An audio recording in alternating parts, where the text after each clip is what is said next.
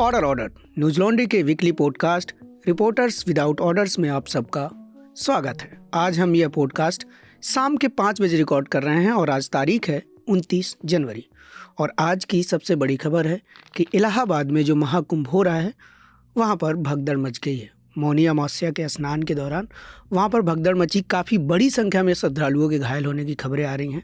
हालांकि अभी ऑफिशियल आंकड़े नहीं आए हैं कि कितने लोगों की मौत हुई है, लेकिन डिफरेंट मीडिया प्लेटफॉर्म से अलग अलग तरह की रिपोर्ट्स आ रही हैं। कहीं पे आंकड़ा 40 बताया जा रहा है, कहीं पे 50 और कुछ लोग तो 100 भी बता रहे हैं, लेकिन ऑफिशियल कंफर्मेशन अभी नहीं है। तो हम मौतों के आंकड़ों के बारे में आपको नहीं बता सकते कि क्या चल रहा है। हालांकि इसके बाद वहाँ पर जो प्रशासन है उसने व्यवस्थाएं कर दी है और जैसे कि पहले कुंभ में स्नान चल रहा था, जो प्रोग्राम होने थे वो उसी तरह से चल रहे हैं।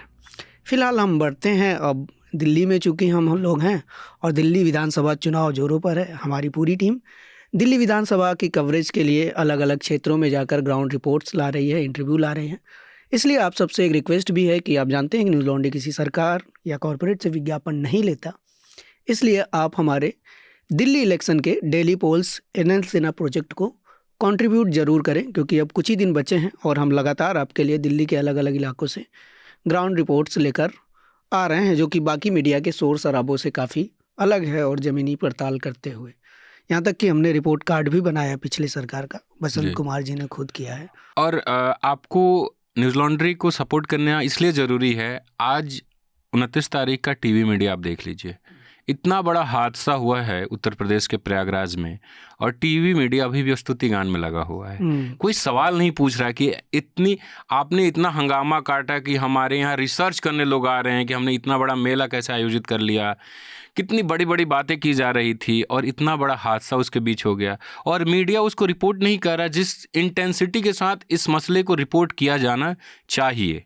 पल पल की जो अपडेट, जो टीवी के पास जो पावर है कि वो लाइव कर सकता है, वो टीवी के पास अभी भी टीवी के पास वो पावर है कि वो किसी भी जगह से वो वहाँ की पल पल की अपडेट दे सकता है। वहाँ पे 10 रिपोर्टर 20 रिपोर्टर अपने डिप्लॉय कर सकता है। हर चैनल लगाए तो है रिपोर्टर, वो कौन बाबा कहाँ से आया है, कौन क्या फूंक के आपको मीडिया को बाइट दे रहा है, स्टार बना रहे हैं ऐसे ऐसे लोगों को जो जिनको ना समाज की समझ है ना अपने माँ बाप का सम्मान है। तो मीडिया रिपोर्ट तो कर रहा है मीडिया रिपोर्ट कर रहा है, पर जो करना चाहिए वो नहीं कर रहा है। उसके पीछे जो इंडियन मिडिल क्लास का एक रोमांटिसिज्म है आईआईटी को लेकर, वो जो नाम के आगे आईआईटी लग रहा है, वो उसकी वजह से शायद इतना व्यू आ रहा है उसका। उस आदमी का सबसे इंटरेस्टिंग लगा कि मैंने T20 वर्ल्ड कप जितवाया। हाँ। मैं कह रहा हूँ वहाँ किसी दिन कह दो। उन्होंने ये भी कहा कि वो पिछले जन्म में भगवान कृष्ण थे। और शर्मिंदगी की बात है, हम हंस रहे हैं जरूर, लेकिन हमारे मीडिया के लिए शर्मिंदगी की बात है कि किसी को भी हम स्पेस दे रहे हैं। आपका इतना सब्सक्राइबर है, इतने लोग आप पे यकीन करते हैं और आप किसी को भी मतलब उसका लेफ्ट राइट जांच नहीं करें कि कौन है क्या है। आओ भैया तुम व्यूज़ दे रहे हो तो आओ इंटरव्यू दो।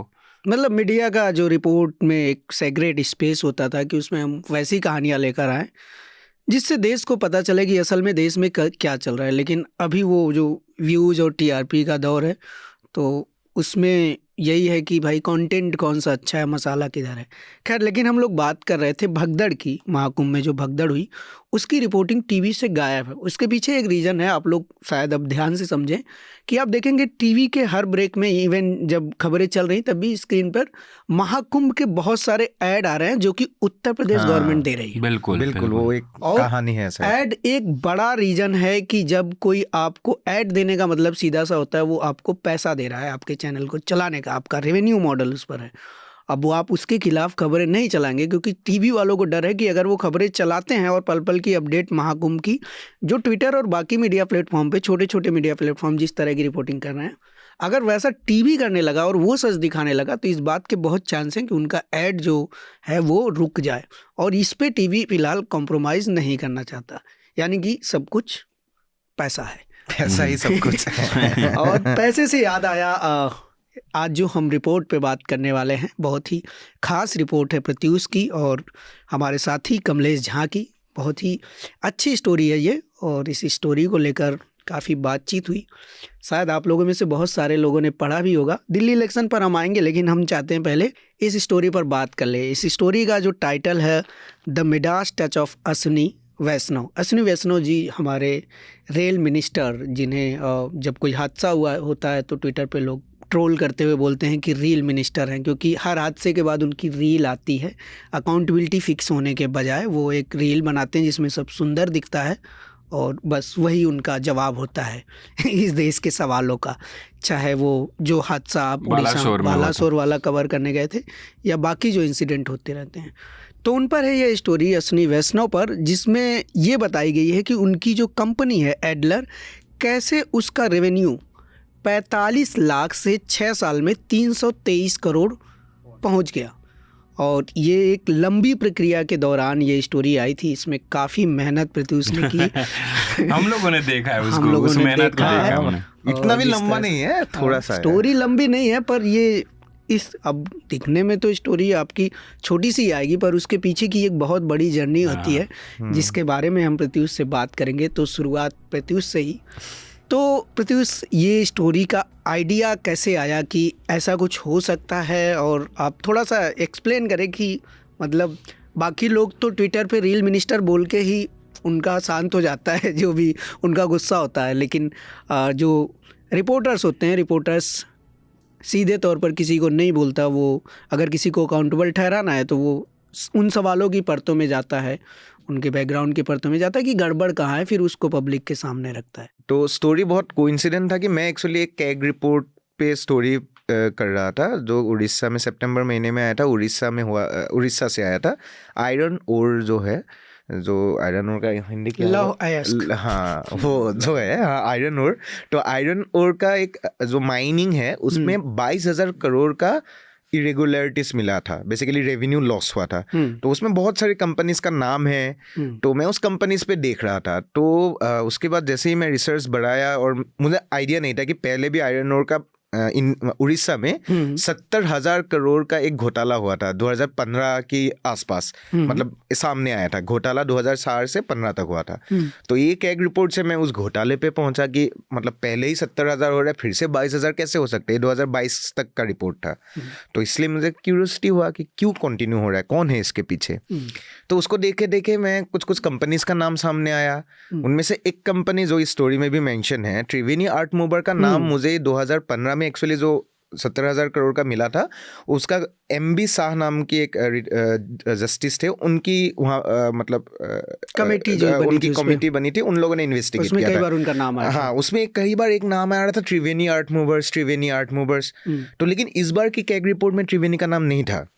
तो मुझे लगा कि त्रिवेणी मतलब है क्या, मतलब क्योंकि इतना बार पहले था, इस बार नहीं है, वो लोग आउट हो गए हैं पूरा सेक्टर से, या क्या हुआ।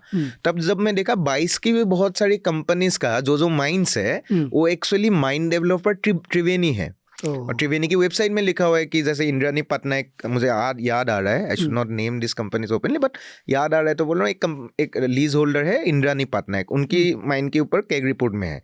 इंद्रानी पटनायक का उसी सेम माइन, लेकिन मैंने देखा जो माइन डेवलपिंग करते हैं वो त्रिवेणी आर्ट मूवर्स है। तो मुझे लगा कि इंटरेस्टिंग है कि वो मतलब this company which was named earlier अभी अलग अलग इनडायरेक्ट वे में भी है शायद इस माइनिंग में ही। तो फर्स्ट जब ये कंपनी का नाम आता है, हम कंपनी का डिटेल्स निकालना मुश्किल होता है। कंपनी भारत के अलग अलग जगह होता है, उनकी ऑपरेशंस अलग है, तो हम कैसे डिटेल्स निकालेंगे। तो जैसे न्यूज़ लॉन्ड्री में आके मैंने सीखा, उससे पहले मुझे भी आइडिया नहीं था। कंपनी का बारे में आपको जानने का बेस्ट तरीका है MCA, ministry of corporate affairs. हम न्यूज़ लॉन्ड्री के सभी पत्रकार ये काम करते हैं। हम सब जाते हैं, कभी भी कंपनी का नाम मिले, बसंत हो या अनमोल हो, हमारे मतलब एडिटर्स ने ये बात हमेशा बोलते कि कंपनीज का डिटेल्स देख के स्टोरी आगे बढ़ाओ। तो वहाँ से शुरू हुआ कि MCA देखा। तो MCA में मैं देख रहा था, तब मिला कि one of the companies of Triveni art movers, उसमें अश्विनी वैष्णव डायरेक्टर था। तो स्टोरी स्टार्ट हुआ तब मुझे, तब actually it's a very known fact कि Ashwini Vaishnaw was involve with Triveni art movers, but मेरे लिए वो पहला एक नया था कि ये जो नई कंपनी थी, ये त्रिवेणी पैलेट्स, त्रिवेणी पैलेट्स त्रिवेणी आर्ट मूवर्स की सब्सिडियरी है। ओके। तो ऐसे ही जब हमने देखा और था, इसमें अश्विनी वैष्णव की कंपनी जो है एडलर भी इसमें शेयर थी, शेयर होल्डर वो थी। बाद में हमें मालूम हुआ। अच्छा, वो तब तक हमें क्लियर नहीं था कि क्या है। तो मैं उसको आके एडिटर से शेयर किया था कि सर एक कंपनी मिला है, इसमें तो हमारी रेल मिनिस्टर भी एक टाइम पे डायरेक्टर हुआ करते थे। तो तब मुझे एडिटर ने बोला कि अच्छा तुम एक प्रोफाइल लिखो अश्विनी वैष्णव पे, क्योंकि वो काफ़ी एक बड़ा मंत्री है, उन क्या है क्या नहीं है हमें पता नहीं है। तो ये मैं आप बोल रहा हूँ 17 की बात बोल रहा हूँ, ये 17 में ही वो डायरेक्टर था, 17 से 19 तक था। तो पहले उनका पास्ट क्या है फर्स्ट टाइम मेरे लिए था, तो आई थॉट कि ठीक है हम देखते हैं। सो उसको डिग आउट करने के लिए एक बेस्ट तरीका एक किसी का प्रोफाइल के लिए होता है कि इलेक्शन एफिडेविट में, if he is a politician, तो इलेक्शन एफिडेविट मैंने देखा, और इलेक्शन एफिडेविट में उनका जो लिस्टेड और अनलिस्टेड उनका जो इन्वेस्टमेंट होता है वो मेंशन होता है एफिडेविट में। ये बहुत आसान है, आप किसी की भी नाम डाल के इलेक्शन एफिडेविट डाल लीजिए, गूगल में आ जाता है। जो चुनाव लड़े हैं, चुनाव लड़े हैं, तो कोई भी पॉलिटिशियन उनका मिल जाता है। तो उसमें सब डिटेल्स होता है कि कहाँ पे उनका शेयर्स है, कहाँ पे उन्होंने LIC खरीद के रखा है, सब डिटेल्स मिलता है। तो उसी में एडलर नाम की एक कंपनी था, और भी कंपनीज थे, तो उसमें 6 आई थिंक अराउंड कंपनी है, 5 या 6। तो सब कंपनीज का मैंने MCA डाउनलोड किया था, हर कंपनीज का देखना शुरू किया था। ऐसा कोई नहीं था कि इसी कंपनी का देखना है, जो मिला था कि मतलब हमको तो एक प्रोफाइल लिख रहे हैं ना कि उस बंदे एक किसी इंडिविजुअल का क्या है, जर्नी क्या है। तो उसमें से एडलर जब हमने मतलब MCA से डॉक्यूमेंट्स लिए, और उसमें बोलते हैं कि बैलेंस शीट कि एनुअल रिपोर्ट, हर कंपनी को हर साल का अपना पूरा हिसाब भारत सरकार को देना होता है। उसको हम एक तरीके से बैलेंस शीट भी बोल सकते हैं और एनुअल रिटर्न्स बोलते हैं। तो उस चीज़ को मैंने देखा, तो मुझे बहुत सारा बड़ा बड़ा अमाउंट दिखा, और पहले नहीं था अमाउंट, ट्रांजेक्शंस बोल सकते हैं कि पहले पकड़ लीजिए उनका कंपनी स्टार्ट हुआ है 1 लाख रुपये से, उसके बाद धीरे धीरे देख रहा हूँ 45 लाख कमा रहा है, उसके बाद 3 करोड़, उसके बाद अचानक से देख रहा हूँ 100 करोड़ का लोन आ गया है। तो इस तरीके से मतलब ये जो बड़ा बड़ा नंबर्स थे, ये वो सौंकाने वाले था, क्योंकि इतना नया एक कंपनी जिसका अश्विनी वैष्णव का तो माइनिंग का कोई इतिहास नहीं रहा है। वो इंजीनियर थे, उनके बाद ब्यूरोक्रेट थे, उसके बाद उन्होंने सीमेंट्स में काम किया है, और GE से एक और कंपनी है, फॉरेन कंपनी, दोनों में काम किया। ये लोग बेसिकली लॉजिस्टिक एंड ये ऑटो कंपोनेंट बनाते हैं, जो रेलवेज की बहुत काम करते थे, सीमेंट्स वगैरह अभी भी करते हैं। तो ये बड़े बड़े कंपनी में काम करते थे, और इसका माइनिंग से उनका कोई ऐसा एक्सपीरियंस नहीं था। तो सौंकाने वाला बात था कि तो यहाँ से आपको लगा कि कुछ गड़बड़ हो सकता है, कि क्या है एटलीस्ट हमें देखना चाहिए। And there is nothing illegal actually, to be honest, ये कोई इलीगल नहीं है, जो भी हुआ है लीगली हुआ है। बट कोई मैं अनमोल को नहीं, मतलब हमारी एक कोई व्यूअर अभी जो देख रहा है भारत की कोई भी कोने पे, उनका और मेरा साथ पर्सनल कोई कनेक्ट नहीं, apart from being a news team of news laundry member. तो मैं उनको रातों रात 10 लाख रुपया ट्रांसफ़र कर दूं, या 10 लाख रुपया का एक लोन दे दूं कि कोई भी काम के लिए, तो ये तो आपके लिए भी सौंकाने वाला बात होगा कि प्रत्युष ने क्यों दिया। Of course. या मैं पकड़ लीजिए किसी को कोई भी ऐसा इतना बड़ा अमाउंट कोई भी क्यों देगा, इतना बड़ा अमाउंट, 100 करोड़ की बात हो रहा है, 100 करोड़ कोई कम अमाउंट तो नहीं है। तो उससे कहानी स्टार्ट हुआ था। तो 100 करोड़ मतलब अमाउंट क्यों देगा, यहाँ से ये सवाल शुरू हुआ। फिर आपने उसको फर्दर डिग किया, तो फिर फर्दर आप कैसे आगे बढ़े? तो फर्दर डिग करने के लिए सबसे बड़ा मुश्किल होता है कि सर ये जो कॉर्पोरेट और बिजनेस डॉक्यूमेंट्स है, इसका थोड़ा फॉर्मेट्स होते हैं, उसमें लैंग्वेज अलग होते हैं। तो मैं भी कोई कॉमर्स या बिजनेस बैकग्राउंड से नहीं हूँ, तो मैं सोशियोलॉजी पढ़ा हूँ, तो मुझे आइडिया नहीं है इस सब चीज़ों का। तो इसलिए हमने देखा आपको एक एक चीज़ छोटी छोटी चीज़ सीखते हुए। मैं मतलब किसी को फ़ोन लगा रहा हूँ, कोई आके मुझे समझा रहा है, मैं काफ़ी पुराने जर्नलिस्टों से मिला जो बिजनेस में एक टाइम पे बढ़िया काम करते थे, जिनका आइडिया है ये सब चीज़ों में। तो उसके बाद उन लोगों से थोड़ा पहले तो कॉन्फर्मेशन लिया कि ये करना चाहिए कि नहीं, is it a valid story, क्योंकि बिजनेस हमारी बीट नहीं है पहले से, तो पता नहीं चलता कि ये स्टोरी है कि नहीं, कि ये साधारण भी हो सकता है। तो पहले तो मैं सीनियर बहुत रिपोर्टर से बात किया था और फॉर्मर जर्नलिस्ट से बात किया था, जिन्होंने मुझे बहुत हेल्प किया है समझने में कि ये किस तरीके से मैं इसको प्रोसीड कर सकता हूँ। उसके बाद हमारी ऑफिस की हमारी कॉलीग है कमलेश का बहुत अच्छा आइडिया है कंपनी से MCA बैलेंस शीट में। तो कमलेश के साथ हमने बैठा और कमलेश और मैंने उसकी फर्दर एनालिसिस किया था। तो इसमें लेकिन इसके अलावा भी जो जर्नी है अश्विनी वैष्णव की, वो काफ़ी इंटरेस्टिंग जर्नी है अगर उनकी ओवरऑल जर्नी देखा जाए। एक ब्यूरोक्रेट से वो टेक्नोक्रेट बनते हैं, फिर उसके बाद वो मिनिस्टर बन जाते हैं, और वो अपने पास्ट के बारे में कभी बात नहीं करते हैं। मैं उनके कम से कम 10-20 इंटरव्यू देखा हूँ जब ये स्टोरी कर रहा था, क्योंकि आप किसी के बारे में लिख रहे हैं तो उनको जानना जरूरी है। उसके लिए यूट्यूब गया था, यूट्यूब में हर किसी तरीके का इंटरव्यू देखा था। एक बढ़िया सबसे informative interview of Ashwini Vaishnaw was with Lallantop. Lallantop भी थोड़ा डिग किया था, थोड़ा उन लोगों ने सवाल पूछा था, लेकिन तब भी वो इतना जवाब नहीं देता, वो साइड हो जाता है। अटल बिहारी वाले सवाल पे उन्होंने जवाब नहीं दिया था कि जो ये बात कही जाती है कि जब अटल बिहारी प्रधानमंत्री पद के से इस्तीफा दे रहे थे 2004 में, तो इन्होंने ये कहा कि मैं किसी कांग्रेसी प्रधानमंत्री के अंडर काम नहीं करूंगा। ललन टॉप में डायरेक्ट पूछा था, एक्चुअली र्यूमर है, ये सब लोग जानते हैं, जो भी ये एक रूमर है, लेकिन ये सवाल पूछा था ललन टॉप में, फिर उन्होंने नहीं बोला, उन्होंने सिर्फ बोला आई थिंक बाप जी करके, कुछ ऐसा बोल के घुमा दिया थे, जो एक क्लोजनेस दिखाता है कि हालांकि 2004 के बाद उन्होंने काम किया भी नहीं गवर्नमेंट के साथ, वो अटल बिहारी वाजपेयी के ही निजी सचिव रहे। बट मैं अभी भी बोलता हूँ, मतलब इससे I don't want to disclose more, but Ashwini Vaishnaw इससे भी आगे है। खैर, मूविंग ऑन, इसी स्टोरी पर और हम अभी बीच में आते हैं।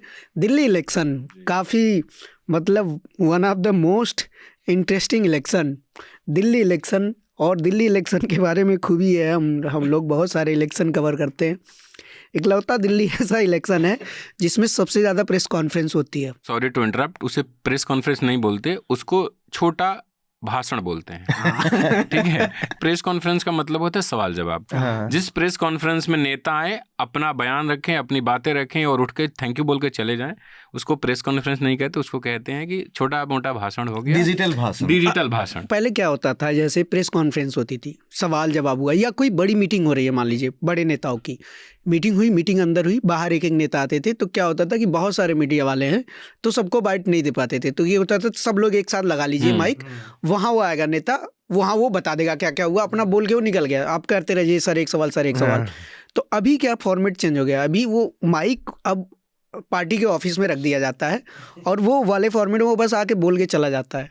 और अगर आपने कह दिया कि हम सवाल पूछेंगे तो 2-3 लोग आ जाते हैं, अरे नहीं बैठो अरे सवाल। और अगर आपने गलती, मैं क्योंकि अटेंड नहीं किया हूँ, इवन मैं तो मतलब हम लोग पढ़ाई लिखाई की हैं पत्रकारिता से, जर्नलिज्म को लेकर क्या इमेज रही है हमारी हमेशा की, कि हमने सुने भी किस्से हैं कि प्रेस कॉन्फ्रेंस में इन्होंने ये सवाल कर दिया, वो कर दिया, या फिर हम जैसे यूएस प्रेसिडेंट की प्रेस कॉन्फ्रेंस देखते हैं तो ये सवाल पूछते हैं लोग यार, और प्रेसिडेंट लेते भी हैं। अभी मुझे याद है ट्रम्प के समय अभी जब शपथ ग्रहण हुआ, उसके अगले दिन भी किसी ने बहुत तीखा सवाल पूछा था रिलीजन और इन सब चीज़ों पे ट्रम्प से।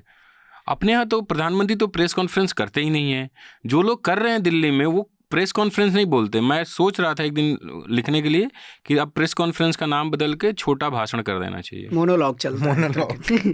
तो अब लेकिन हाँ, एक चीज़ आपने नहीं देखा कि वहाँ जैसे जो बीट रिपोर्टर्स कवर करते हैं, अब वो लोग इतने यूज टू हो गए इस चीज़ के कि वो बोलेगा रिकॉर्ड कर लेना है, बस बता देना है प्रोडक्शन को कि ये वाला काट के लगा देना, वो चला लेगा।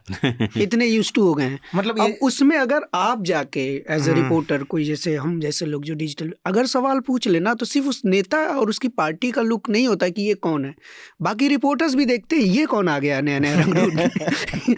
मतलब ये क्या कर दिया इसने। तो ये सिर्फ रिपोर्टर जो बीट रिपोर्टर्स है उनका ही गलती नहीं है, आई थिंक नहीं, गलती पूरा चैनल का ही है कि उन लोग मैनेजमेंट भी ऐसा ही चाहता है कि तुम ज्यादा आई थिंक मैं इसमें रिपोर्टर्स की गलती नहीं मानता, क्योंकि कोई रिपोर्टर नहीं चाहता कि वो खराब स्टोरी करे।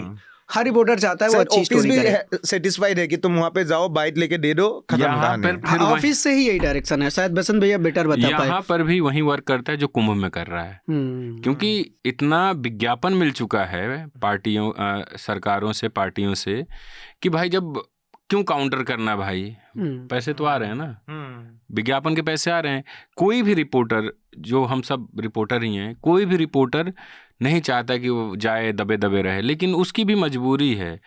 तुमको पता है एक चीज़ बताएं, बहुत सारी पार्टियां एडिटर को कह के, अगर कोई रिपोर्टर बहुत ज़्यादा अगर पार्टी के अगेंस्ट स्टोरी करने लगा या कुछ ट्वीट करने लगा, तो रिपोर्टर बदलवा देती है कि ये मेरे बीट पे नहीं करेगा, या उसका एक्सेस डाउन कर देंगे, उसको ग्रुप से निकाल देंगे।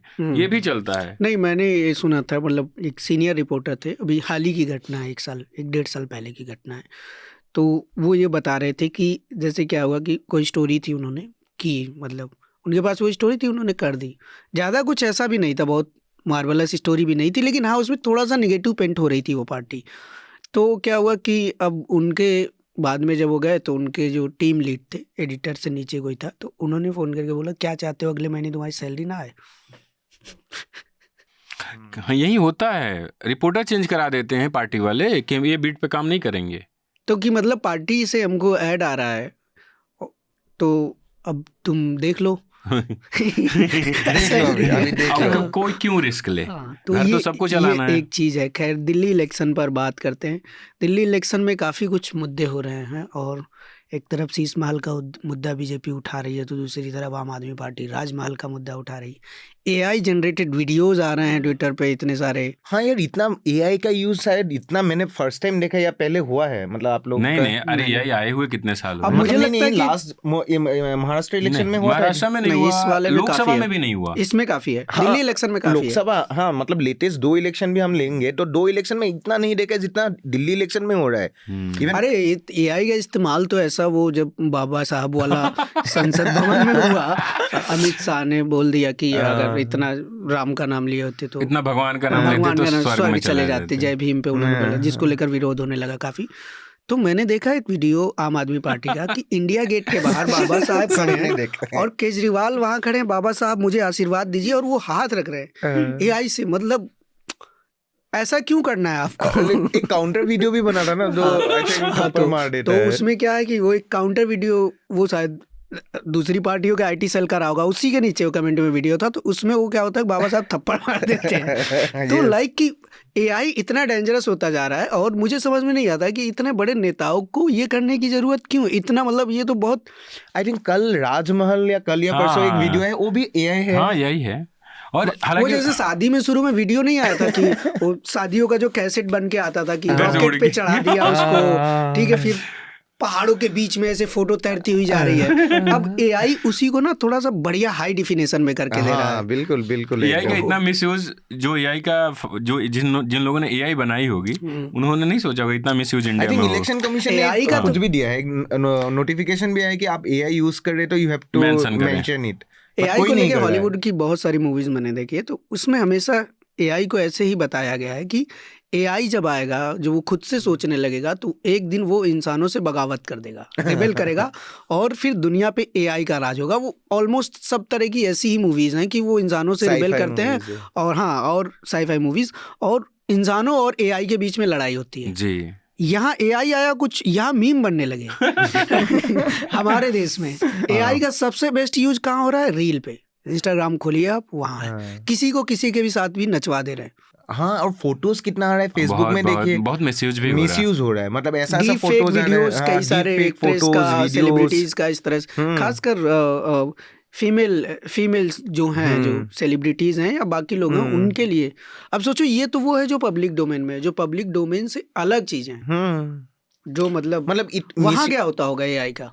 मतलब ये मिसयूज बहुत इजी भी है ना, कि आप पकड़ लीजिए आपका और किसी का भी एक डीप फेक को ये फोटो या वीडियो एआई जनरेट करता है और उसको कोई मिसयूज करता है for some others and some like.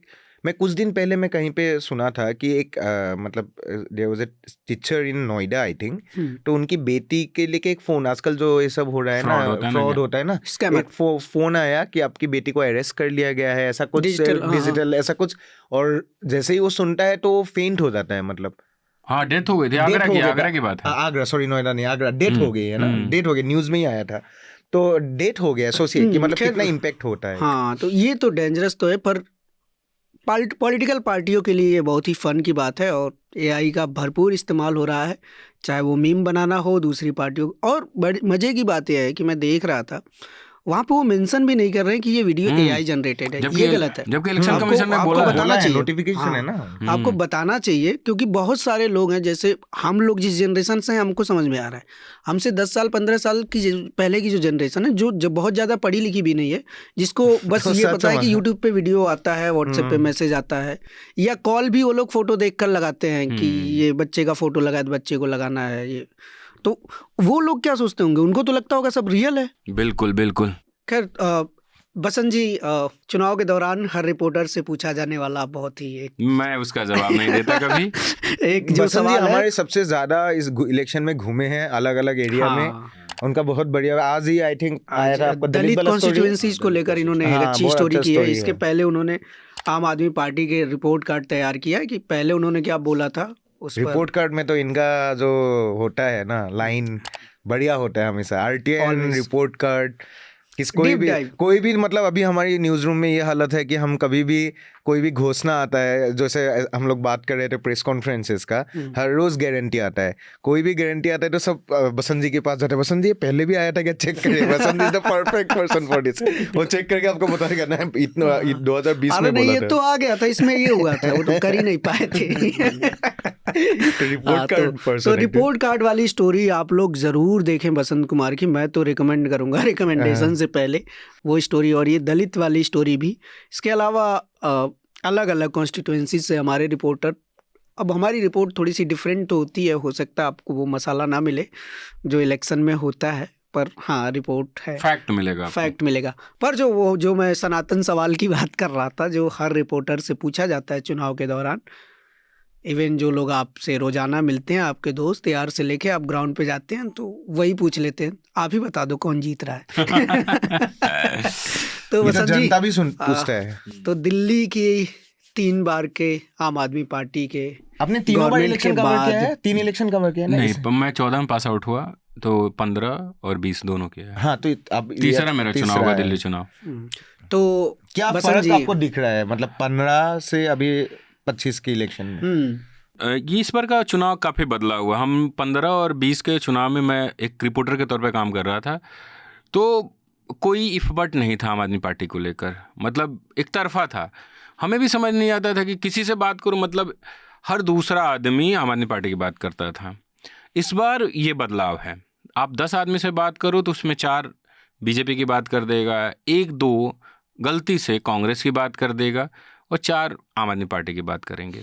तो इस बार का चुनाव नहीं समझ में आ रहा। पहले तो हम लोग कह देते थे अरे आम आदमी पार्टी आ रही है। इस बार वो कॉन्फिडेंस नहीं है कि आम आदमी पार्टी कितनी सीटें लाएगी, बीजेपी कितनी सीटें लाएगी। तो इस बार का चुनाव काफ़ी बदला हुआ है और जनता भी अलग ही कन्फ्यूजन में पर है। अगर हम बात करें नैरेटिव वाइज, जैसे कांग्रेस तो लग ही नहीं रहा है कि लड़ रही है, टू बी ऑनेस्ट, और कांग्रेस के जो समर्थक हैं उनको भी लग रहा है कि उनकी पार्टी नहीं लड़ रही है।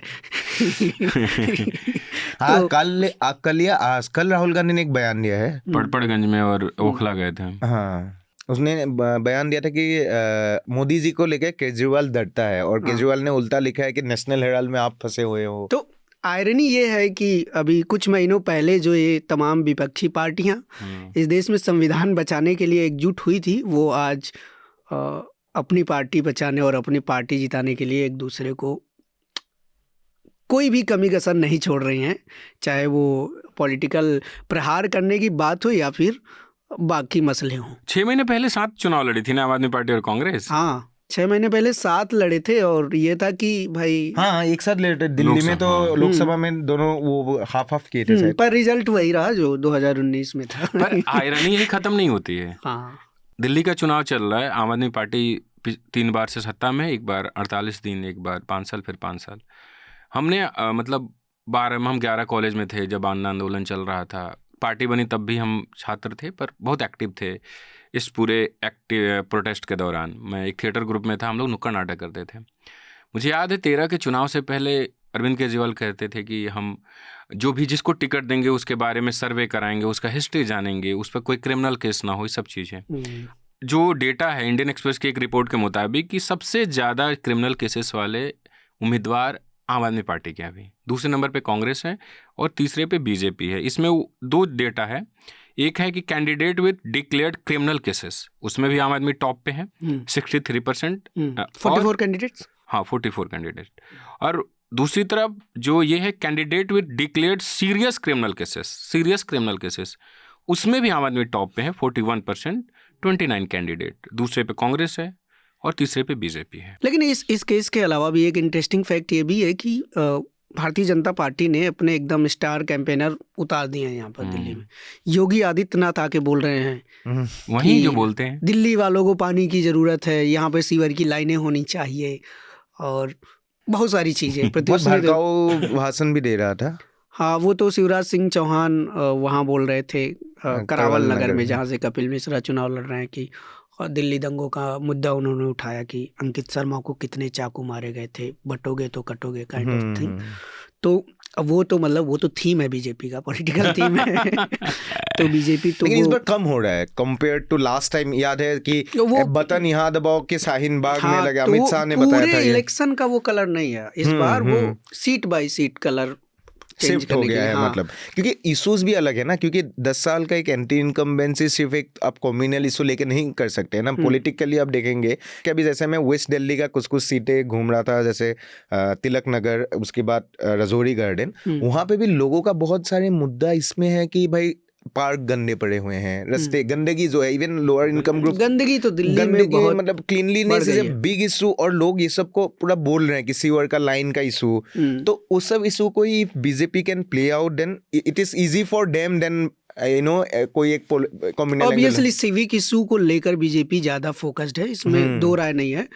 सिविक इशू को लेकर, और दूसरा अरविंद केजरीवाल की जो इमेज है उसको लेकर, कि ये तो कहते थे कि इनको बंगला नहीं चाहिए, गाड़ी नहीं चाहिए, फिर शीश महल बनवा लिया। हाँ, राइट, ठीक है। तो वो उस इमेज को डेंट करने की एक कोशिश, एक नैरेटिव, अरविंद केजरीवाल का जो एक इमेज था कि ये तो आम आदमी है, सच्चा आदमी है, करप्ट नहीं है, तो उसको एक पोर्ट्रे करने की कोशिश कि ये करप्ट आदमी है, और जो एलिगेशन है उन पर कि जो लिकर पॉलिसी में घोटाले का, उसके जरिए फिर ये उनके बंगले की बात आ गई कि राजमहल बनवा, शीश महल बनवा लिया। तो उस इमेज को डेंट करने के साथ साथ एक तरफ आम आदमी पार्टी का जो एक था कि हमारे सारे नेता साफ छवि के, उस इमेज को डेंट करने के साथ साथ दिल्ली की प्रॉब्लम, ये बेसिकली इस पे बीजेपी फोकस कर रही है। और लेकिन ये तो हो गया बीजेपी का नैरेटिव। आम आदमी पार्टी का भी नैरेटिव कम स्ट्रांग नहीं है अगर देखा जाए नैरेटिव वाइज। खासकर झुग्गी वालों में ये डर का नैरेटिव कि अगर बीजेपी आएगी तो तुम्हारी झुग्गी तोड़ी जाएगी। और ये फैक्ट है। नहीं, ये मैं भी, नहीं, ये फैक्ट ये है कि ये डर फैक्ट है जो भरा जा रहा है। जो ये मैंने कई लोगों से बात की, स्ट्रीट वेंडर्स भी इसी बात को बोल रहे हैं। मैं जितना भी 2-3 स्ट्रीट वेंडर्स को मिलता हूँ, चाय वाले, ऐसे, ये लोग का भी यही सेम डर है कि बीजेपी आएगा तो हमारा थोड़ा नुकसान होने वाला, हमें शायद हटा देगा यहाँ से। उसके पीछे रीजन भी है कि जैसे अगर झुग्गियों की बात करते हैं तो झुग्गियों में, अगर अभी रिसेंटली राज्यसभा का डेटा था कि दिल्ली में 2019 से लेकर अब तक 32,000 के करीब डेमोलिशन हुए। 32,000, 32,000। और उस पर फिर एक रिपोर्ट है, जिस रिपोर्ट के मुताबिक उससे दिल्ली में 2,80,000 लोग बेघर हुए। और इसमें सबसे ज़्यादा जो डेमोलिशन हुआ वो अकेले लास्ट ईयर हुआ G20 के टाइम 16,000।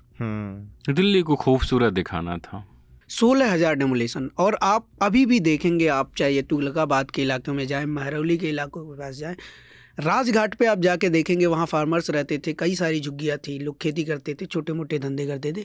अभी उन सबको तोड़ के वहाँ बड़े बड़े पार्क बनाए जा रहे हैं। आप सराय काले खां के सामने देखेंगे बम्बू थीम पार्क बना दिया गया है। वहाँ भी झुग्गियाँ थी, उनको तोड़कर वहाँ पर पार्क बना दिया गया है। और ये कौन कर रहा है? DDA यानी कि लेफ्टिनेंट गवर्नर, तो जो कि केंद्र सरकार के रिप्रेजेंटेटिव हैं। इनकेस अगर व्यूअर्स को क्लियर ना हो तो दिल्ली में सिर्फ एक सरकार नहीं है, दिल्ली के कई मुख्यमंत्री हैं। मुख्यमंत्री नहीं, एजेंसीज है, अनऑफिशियली कई मुख्यमंत्री हैं। नाम के तो एक मुख्यमंत्री हैं जो जनता चुन के बनाती है, एक मुख्यमंत्री या फिर कहें सुपर CM हैं जो केंद्र सरकार से भेजे जाते हैं। खासकर उस 2022 के अमेंडमेंट के बाद, जब केंद्र सरकार लेकर आई कि जब सारे पावर, चाहे वो ब्यूरोक्रेट का ट्रांसफ़र करना हो या मतलब सीधे तौर पर LG किसी भी मंत्रालय के किसी भी अधिकारी को ऑर्डर दे सकते हैं। और इसका नुकसान ये हुआ कि बहुत सारे काम जो आम आदमी पार्टी कर सकती थी वो LG साहब की भूमिका की वजह से नहीं हो पाए। और फिर वो दोषारोपण होता रहा, तुम नहीं करने दे रहे हो, तुम नहीं करने दे रहे हो, तुम नहीं करने दे रहे हो। तो इसका जनता कहेगी कि हमें तो काम चाहिए, और जनता नहीं जानेगी कि पावर किसके पास है। जैसे दिल्ली पुलिस किसके पास है, अधिकारी किसके अंडर में है, ये सब बातें जनता नहीं जान पाती। इवन योगी आए थे अभी करोल बाग में जब उनकी रैली थी, तो वो यहाँ पे लॉ एंड ऑर्डर का इशू उठा रहे हैं दिल्ली में। वो केजरीवाल ने बोला भी शायद उल्टा ना, कि अमित शाह से, मतलब अमित शाह, योगी जी से सहमत हूँ कि लॉ एंड ऑर्डर खराब है। याद है ये कमेंट, है ना?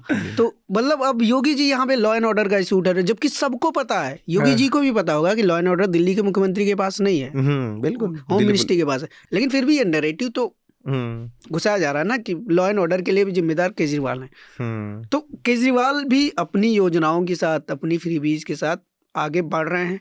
बीजेपी भी काउंटर नैरेटिव में है, और बहुत सारे लोगों का कहना ये है कि चुनाव फंसा हुआ है, बिल्कुल तरफा नहीं है। फंसा हुआ हमें भी दिख रहा है कि एक तरफा तो नहीं है, पर अभी ये कहना कि जीतेगा कौन, ये थोड़ी जल्दबाजी होगी, वो काम एग्जिट पोल वालों का है। हम खबरें दे सकते हैं आपको, हम आप आपको खबरों में खबरें से बता रहे सोचिए हैं। कि क्या हो रहा है। आप खबरें देख के अंदाजा लगाइए कि क्या हो सकता है। बाकी एग्जिट पोल वालों के लिए भी कुछ काम छोड़ देते हैं। और इस पॉडकास्ट के अब हम लोग आखिरी सेक्शन पर चलते हैं, रिकमेंडेशन को लेकर। और मुझे पता है कि आप दोनों में से कोई ना कोई पाताल लोग रिकमेंड करेगा, तो वो मत करना प्लीज। कुछ मैं बताओ। नहीं करूँगा। हाँ। मेरा 2 रिकमेंडेशन है। एक तो है पाताल लोक, क्योंकि पाताल लोक में डायलॉग्स इतने अच्छे अच्छे हैं ना। वो जो जब एसपी जो है वो डीसीपी अंसारी की सेक्सुअलिटी के बारे में इनको पता चलता है हाथीराम को, और जब वो डायलॉग बोलते हैं उसमें गाली भी है, पर गाली वाला हटा के हम बोलें कि किस कौन क्या सोचता है उससे फ़र्क नहीं पड़ता। तेरे दिल को जो अच्छा लग रहा है वो कर। एक्चुअली वो एक बेस्ट वे भी है। जैसे इस चीज़ पर लोग बात नहीं करते, और जब बात होती भी है तो बहुत सोफिस्टिकेटेड वे में होती है, जो एक लेमैन तक वो बात नहीं पहुंच पाती है। मुझे लगता है कि ये जो कॉन्वर्सेशन है हाथीराम चौधरी और अंसारी के बीच का, इस कॉन्वर्सेशन के जरिए, जैसे जब वो बोलता है हाथीराम चौधरी कि मैं हूँ निरा जाट आदमी, मुझे समझ में आता नहीं है, मेरे को और कुछ समझ में नहीं आता। मेरे को बस इतना समझ में आता है कि अगर तुझे अच्छा लग रहा है तो ये अच्छा है। तो ये जो बात है ना, ये उस ऑडियंस को एड्रेस कर रहा है जो ऑडियंस शायद इस चीज़ को नहीं समझती थी, या वो इसके बारे में ज़्यादा नहीं जानती थी। तो वहाँ पर उस ऑडियंस, मतलब अब वो जो मतलब जिस कम्युनिटी को जो जाट बोल रहा है, तो जाट लोग जब देखेंगे तो शायद वो लोग भी समझे कि हाँ यार, तमाम लोग मैसेज देने का अलग अलग कम्युनिटी। मुझे ये फॉर्मेट अच्छा लगा कि आप लेमैन तक ये बात ले जा रहे हैं। बहुत सिंपल है और बहुत रियलिस्टिक है कि लाइक तुम्हें पसंद है, ठीक है, यही करो। खैर, ये मेरा जो सेकंड रिकमेंडेशन है, आज ही जिस दिन हम पॉडकास्ट रिकॉर्ड कर उसी दिन आई है। 2 रिजर्व सीटों का मैंने ग्राउंड रिपोर्ट किया है, एक कोंडली से और एक त्रिलोकपुरी से, जो पूर्वी दिल्ली के अंतर्गत आता है। और त्रिलोकपुरी रहता तो मैं त्रिलोकपुरी के बिल्कुल पास में ही हूँ, मयूर विहार में, लेकिन मैं बहुत दिनों से नहीं गया था। और अगर ठीक से देखें तो 2014 या 15 में वहाँ राइट्स हुए थे, दीपावली के आसपास। तब मैं गया था, तब मैं कहीं और काम करता था, तब रिपोर्टिंग के लिए गया था। लेकिन बहुत दिनों बाद मैं गया, हालात नहीं बदले, मतलब कुछ चीज़ें बदली है, 10 साल में चीज़ें बदलती हैं, लेकिन सबसे बुरा लगा कि लोगों के घरों में जो शौच है वो बह रहा है। तो बड़ा मतलब वो था, लोग काफ़ी नाराज़ हैं। तो मैं गुजारिश करूँगा कि आप इस स्टोरी को देखिए और दूसरों को भी भेजिए, ताकि ऐसी स्टोरी ज़्यादा से ज़्यादा लोग तक पहुँचे। इस स्टोरी को मैं भी कहूँगा कि इस स्टोरी को ज़रूर देखा जाए। इसलिए नहीं कि ये इलेक्शन की स्टोरी है, इसलिए कि आपको ये जानना बहुत ज़रूरी है कि जो पार्टी डॉक्टर भीमराव अंबेडकर का फ़ोटो अपने ऑफिस में लगाती है, इवन अपने सरकारी कार्यालय में भी, और इतना एग्रेसिव होकर प्रोटेस्ट करती है, उनसे रिलेटेड कोई मुद्दा होता है, तो वो जो बाबा साहब का जो उनके लाइफ का मोटो था कि वो इस देश के उस समाज का अपलिफ्टमेंट कर सके जो समाज सबसे ज़्यादा डिप्राइव्ड है, उसके साथ कर क्या रहे हैं। वो एक डिग्निफाइड लाइफ नहीं जी सकता। वो अपने घर से अगर तैयार होकर निकल रहा है तो उसको इस बात के बहुत चांसेस हैं कि उसके जूते गंदे हो जाएंगे, या उसके घर पे कोई रिश्ता देखने आ रहा है तो उसको नाक पे हैंकी लगा के आना पड़ेगा। ये इस तरह के हालात हैं उन नालियों की। आप देखेंगे वो रिपोर्ट बहुत आप थोड़ा दिल थाम के देखिएगा और पूरा देखिएगा, क्योंकि पेशेंस चाहिए, पर ये रियलिटी दिखाती है कि जब बातें जो मोनोलॉग में हो रही हैं आजकल कॉन्फ्रेंस में, वो बातों में सवाल क्यों गायब किए जा रहे हैं। वो इसीलिए क्योंकि इस तरह की हकीकत पर पर्दा डालना है कि नेता जो कह रहा है वही सच है, बाकी तो। और हम ये रिपोर्ट इसलिए भी कर पाते हैं कि हम किसी के दबाव में काम नहीं करते। हम पर आपका दबाव है, हमें आप तक ज़मीनी हकीकत पहुंचानी है। तो आप अपना समर्थन बनाए रखें, हम आप तक रिपोर्ट पहुंचाते रहेंगे। आप तक पहुंचाने का दबाव दबाव नहीं है, ये एक बहुत ही अच्छी नौकरी है कि हम लोग ऐसा कर पा रहे हैं सिर्फ आप लोगों की बदौलत। प्रत्युष, आपका recommendation? Basically, I am started following a new podcast channel called Planet Money by NPR. तो ये इसमें बहुत अच्छे पॉडकास्ट है related to economy, finance, business, इन सब का। तो इसमें मैंने एक पॉडकास्ट सुना है अबाउट जॉर्ज सोरोस। सबसे जो कंट्रोवर्शियल है, इंडिया में मीडिया में हमेशा आता है, कुछ भी हो जाओ सोरोस का हाथ होता है ना। तो जॉर्ज सोरोस के बारे में जानने के लिए एक बढ़िया पॉडकास्ट है। इस पॉडकास्ट में एक जॉर्ज सोरोस कैसे फेमस हुआ, कैसे मतलब जॉर्ज सोरोस कंट्रोवर्शियल भी हुआ, फेमस भी हुआ, जो भी हुआ उसके ऊपर है। कि नाम है कि George Soros versus the bank of England. तो बेसिकली जॉर्ज सोरोस ने अपनी ही वाज ए फाइनेंशियल उसका वो था, हेज फंड का वो चलाते थे। तो जॉर्ज सोरोस का फंड ने जो ब्रिटिश पाउंड है उसकी वैल्यू को बेट कर दिया था, कि जिसकी वजह से उसकी वैल्यू गिरा था। और कैसे वो पूरा एपिसोड हुआ, basically it's a story of to say it in, जैसे यहाँ पे भी बोला गया है, it is a story of fight between market and the government, कि एक सरकार की मतलब अपनी करेंसी का वैल्यू गिराने में जॉर्ज सोरोस ने मतलब गिराया था, which is not illegal, legally ही किया था, but it's a markets and finance market कैसे गवर्नमेंट आमने सामने हो गया था इसकी वजह से, और जॉर्ज सोरोस का नाम हुआ, बदनाम हुआ, जो भी हुआ उस कहानी में आप लोग देखेंगे। तो जॉर्ज सोरोस इतना ज़्यादा आप लोग टीवी और इस सब में देखने से अच्छा ये पॉडकास्ट सुनिए, और उसमें आप लोग को जॉर्ज सोरोस का एक पुराना 90s का कहानी मालूम और पड़ प्लीज़ जाएगा। टीवी वालों से बिल्कुल मत किसी के बारे में जानिए।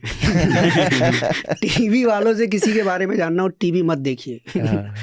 कुछ अच्छा आर्टिकल पढ़ लीजिए, बहुत सारी अच्छी चीज़ें, अब तो इंटरनेट है। हाँ, अब इंटरनेट से टीवी बिल्कुल किसी के बारे में बता रहा, आप समझ लो को वही बताएगा जो उसके एजेंडे को सूट करेगा। सच है ये। टीवी किसी को अच्छा बता रहा है तब भी, टीवी किसी को बुरा बता रहा है तब भी। तो टीवी बिल्कुल मैं तो भरोसा नहीं करता, आपको करना हो देख लीजिएगा। खैर, मेरा रिकमेंडेशन है, नेटफ्लिक्स की सीरीज़ है ब्लैक वारंट। ओके, मैं देखा नहीं हूँ अभी तक। मुझे लगता है आप सबको देखनी चाहिए। और उसमें जो किरदार है सुनील कुमार गुप्ता, उन पे उनका interview I think news laundry पे आया है, तो वो भी आप देख सकते हैं। इंटरव्यू भी न्यूज़ लॉन्ड्री पे है, जिन पर ये मूवी बनी है उनका इंटरव्यू न्यूज़ लॉन्ड्री पे अवेलेबल है, वो भी आप देख सकते हैं। लेकिन ब्लैक वारंट आपको इसलिए देखनी चाहिए, ये 80s के दौर के जेल, तिहाड़ जेल, उसमें चार्ल्स का भी थोड़ा सा है। और फिर चार्ल्स का वो वाला भी सीन है जब वो लड्डू देकर पूरे जेल तिहाड़ में, आपको पता है ना, एक बार चार्ल्स ने अपने बर्थडे का बोल के पूरे तिहाड़ को उसने लड्डू बंटवाया और पूरा तिहाड़ सो गया था और वो निकल गया। ऐसा भी हुआ था। और उस दौरान जेल कैसे चलते थे, उसमें किस तरह के करप्शन इन्वॉल्व होते थे, अभी भी करप्शन है जेल में काफी। और जेलों में कैसे ड्रग्स और शराब की चीज़ें चलती थी, मतलब काफ़ी कुछ। और उस दौरान एक ऐसे इंसान को जेलर बनाया जाता है जब ये माना जाता था कि जिसके पास अच्छे खासे मसल हो, आवाज़ में थोड़ा भारीपन हो, कड़क जिसको बोलते हैं, कड़क आदमी हो, वही कुछ जेलर बन पाएगा। और उसमें सुनील कुमार गुप्ता का एक कैरेक्टर बेहद ही सीधा साधा सिंपल सा रूल फॉलो करने वाला आदमी, कि सच है तो सच पता किया जाए, ऑनेस्टली करने वाला आदमी, वो कैसे उसकी जर्नी है बहुत ही। हालांकि उसके एक दोस्त हैं दहिया जी, वो काफ़ी कड़क हैं और वो लगातार सलाह भी देते रहते हैं सुनील कुमार गुप्ता को कि कड़क बन। तो ये ओवरऑल मतलब मुझे नहीं लगा था जब मैं पहला एपिसोड देख रहा था कि एक जेल के अंदर इतनी बड़ी कहानी हो जाएगी, पर या इंटरेस्टिंग सुंदर है। और उसमें एक अच्छी बात ये है कि एक एपिसोड है जेल का खाना, तो उनकी पड़ोसी रहती है एक आंटी, उनको पंडित जी ने बताया होता है कि आपके कुंडली में जेल का दोष है, ये तभी मिटेगा जब आप जेल का खाना खाएंगी। तो वो बहुत रिक्वेस्ट करके कसम वसम दे के जेल का खाना मंगवाते हैं सुनील कुमार गुप्ता से, तो बहुत खुश हो जाती हैं कि उनके कुंडली का दोष मिट जाएगा, अब जेल नहीं जाना पड़ेगा। और उसमें काफ़ी इंटरेस्टिंग रंगा बिल्ला के फांसी की कहानी है, सिख राइट्स के दौरान कैसे पूरा जेल के अंदर भी जो ऑफिशियल से पंजाबी ऑफिशियल थे उनको कैसे जेल से हटा दिया गया, डिफरेंट पोजीशनों। तो काफ़ी कलर्ड है। हालांकि मुझे लगता है कि एक चीज़ जो है, जो दूसरा कैरेक्टर था जो पंजाब से था, सुनील कुमार का दोस्त जो डीएसपी दूसरा था, वो जो उस टाइम वो जो खालिस्तान मूवमेंट का जो उसका भाई उसमें शामिल हो गया था, उसमें थोड़ा सा ये लोग गए होते, दिखाए होते तो शायद और इंटरेस्टिंग बनता।